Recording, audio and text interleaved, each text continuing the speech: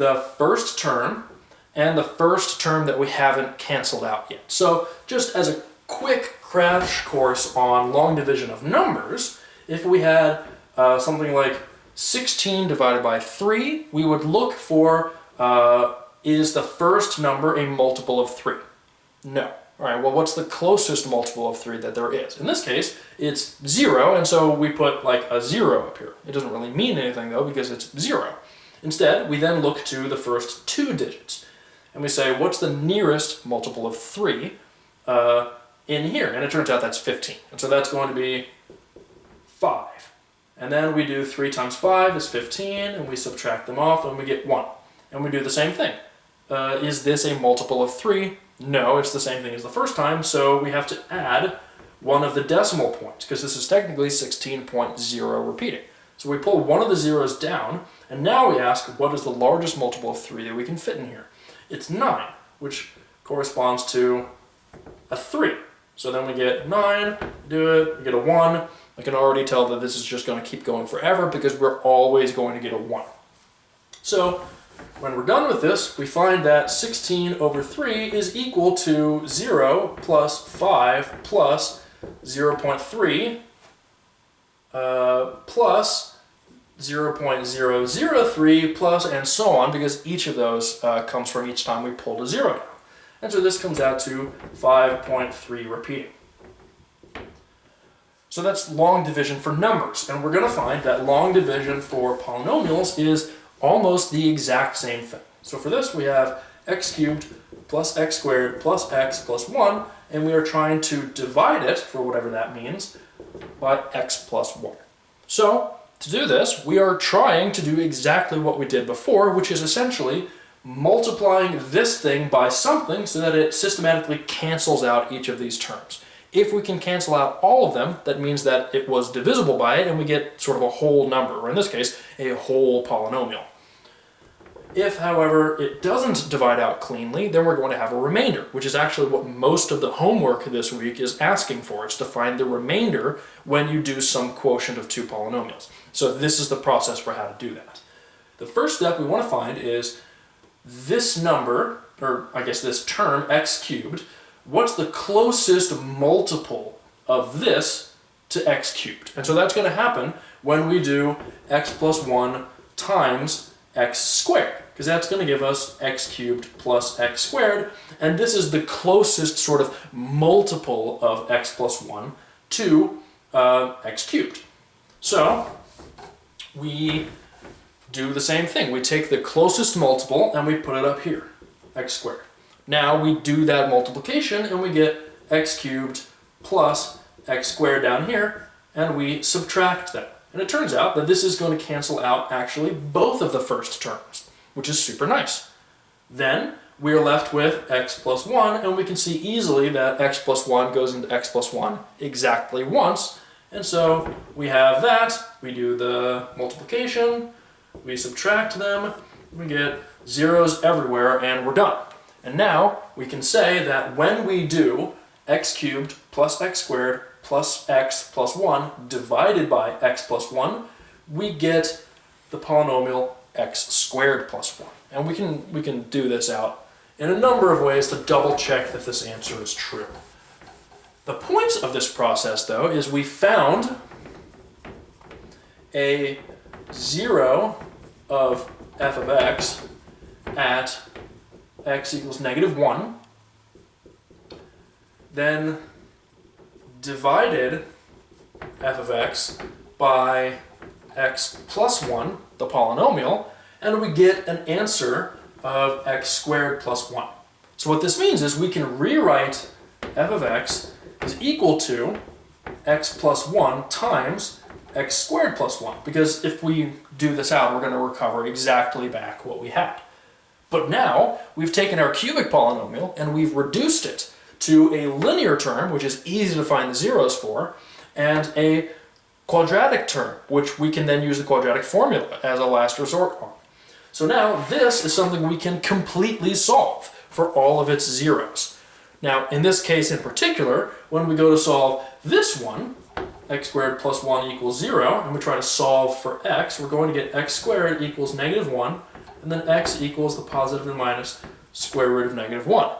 But, as we should know by now, there is no square root of negative numbers, which includes negative 1. So this actually does not offer us any real roots. So if the question says, find the roots of this polynomial in sort of the real numbers, which is the default, this does not contribute any roots. And so instead, we would only have the root at negative 1.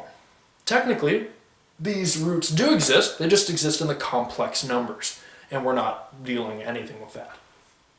So let's do another one. Let's sort of skip the preamble of hunting around for a zero, and let's just get a feel for how to do synthetic long division, which is what this process is called. So let's do, actually, let's pick two things that I hope do not divide evenly so that we can talk about remainders.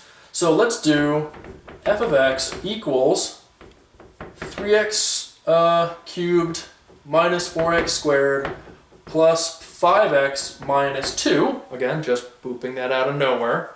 And let's do g of x is x minus 1. I'm hoping that 1 is not a root of this polynomial, so that when we do this division out, we're going to end up with a remainder so that you can see what long division looks like with a remainder in the end. It's again very comparable to how it works with numbers. So if we do this, we have 3x cubed minus 4x squared plus 5x minus 2, and we're going to divide this whole thing by the linear term x minus 1. So we ask the same question. What is the closest multiple of x minus 1 to this term? And we see that that's going to happen when it's 3x squared.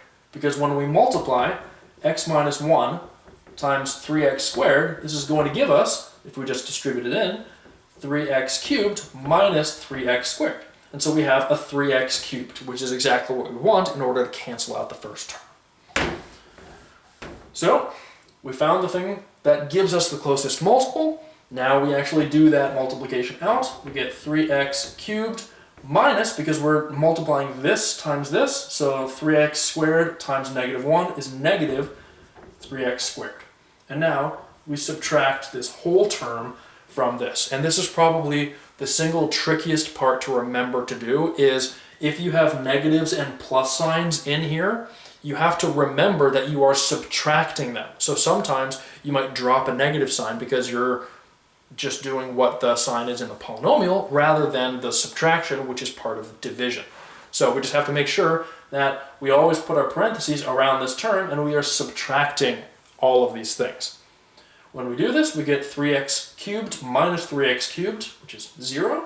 And then we have negative 4x squared minus 3x squared. So this is where that negative part comes in important, because this is now actually adding 3x squared. And so negative 4x squared plus 3x squared is negative 1x squared. Okay, we do the same thing. We're now going to pull down the next term, so we get negative x squared plus 5x, and now we ask the same question. What is the closest multiple of x minus 1 to this polynomial? And we want to have negative x squared in the multiple so that it cancels out. We see that the closest one to this is going to be negative x. Because when we multiply negative x times this, we're going to get negative x squared plus x, right? Negative x times x, negative x squared, negative x times negative 1, positive x.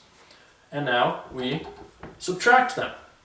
We have negative x minus x, 0, and we have 5x minus x. So this is going to give us 4x. And we bring down the next term, and now we do the same thing. We ask what is the closest multiple of x minus 1 to this, and it's going to be whenever we have a 4x. So that's going to happen when we have 4. And then we do this multiplication. We get 4x minus 4, and we subtract off this whole term. 4x minus 4x is 0.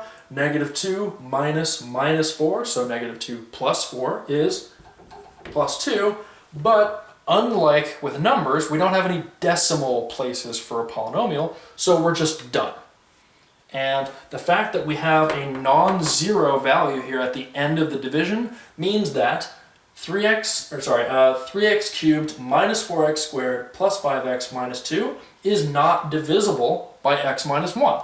If it were, we would have zeros at the end, just like with numbers. Because we don't, we have a remainder, which says that they are not, this is not divisible by x minus 1.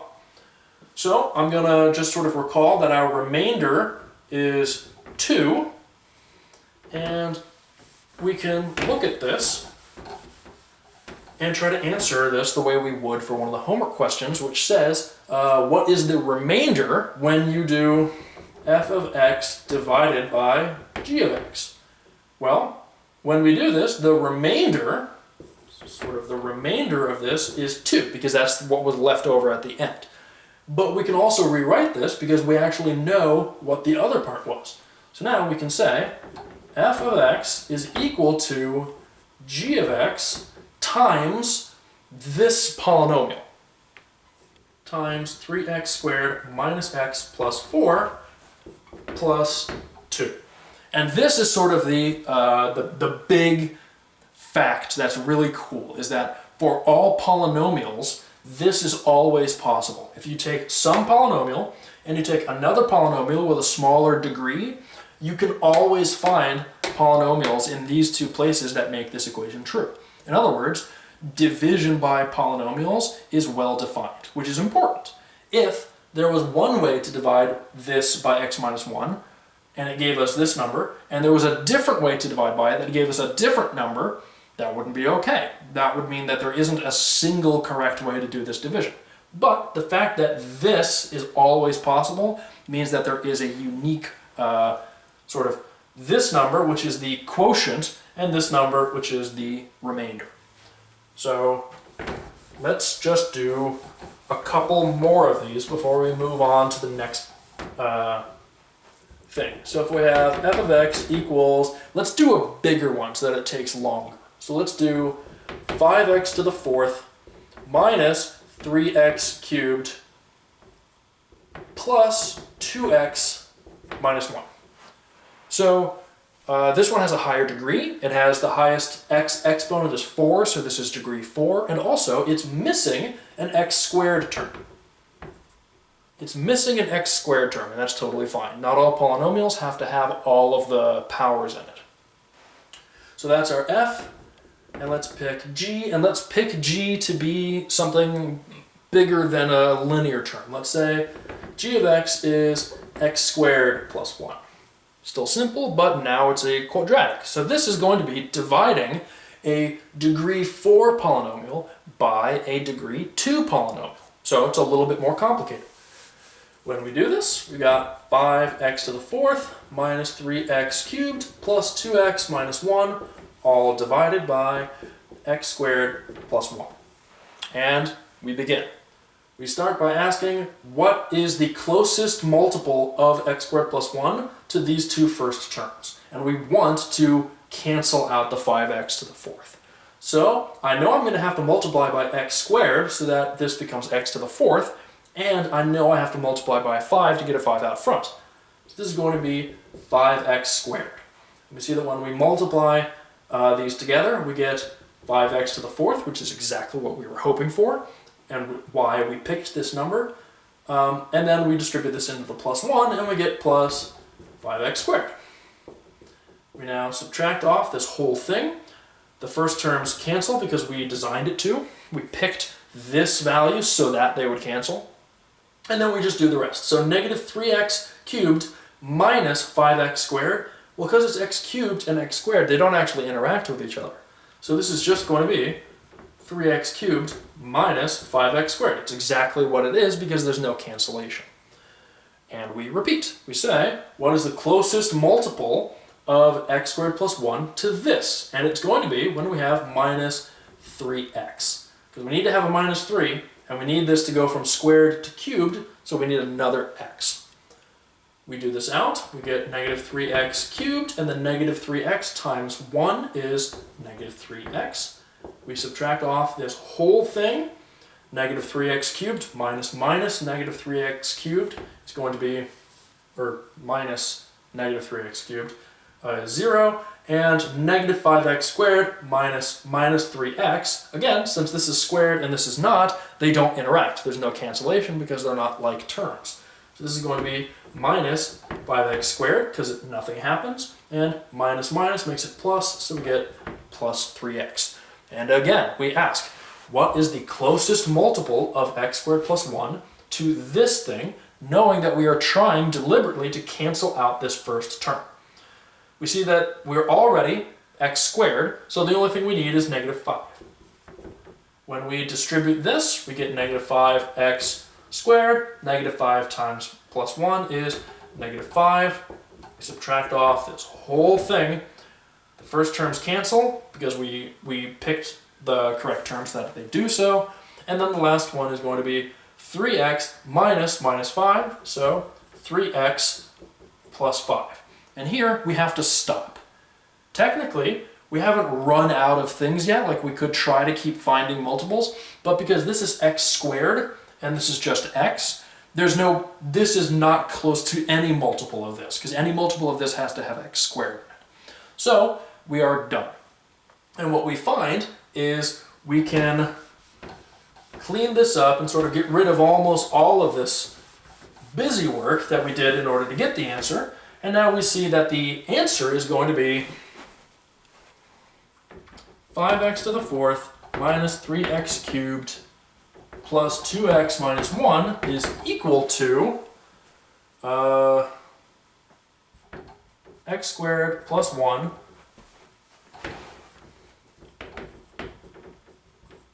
times this thing that we get at the top, which is 5x squared minus 3x minus 5. And we have the remainder. So again, like I said before, for any time we have a polynomial divided by a polynomial of smaller degree, which 2 is smaller than 4, we are guaranteed to get two polynomials.